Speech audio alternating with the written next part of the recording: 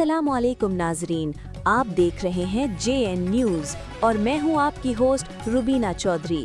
सबसे पहले नजर डालते हैं आज की अहम खबरों पर। शेखुपुरा मारूफ समाजी शख्सियत ओवरसीज पाकिस्तानी विंग जापान के चेयरमैन चौधरी इम्तियाज़ आलम ने कहा है कि इंसानियत की बका के लिए मुक़्तदर क़ुव्वतें दुनिया भर में इंसाफ को फ़रोग़ और मुसलमानों के बुनियादी हक़ूक़ का भी पहरा दें।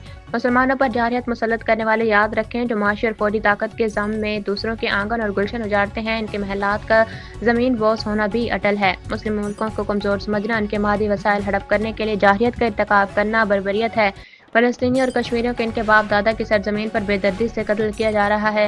क्या हज़ारों कश्मीरियों की शहादत इंतहा पसंद और मुतसिब भारत का स्याह चेहरा बेनकाब करने के लिए काफ़ी नहीं?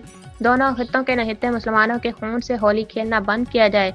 कुव्वतों को भारत और इसराइली हुक्मरानों की लगाह में खींचना होगी और भारतीय और इसराइली हुक्मरान बंदूक और बारूद से कश्मीर और फ़लस्तीनियों की जद्दोजहद आज़ादी को कुचलने का ख्याल दिल से निकाल दें। मकबूजा कश्मीर में कश्त खून पर आलमी ज़मीर का आंखें मूंदे रखना शर्मनाक है।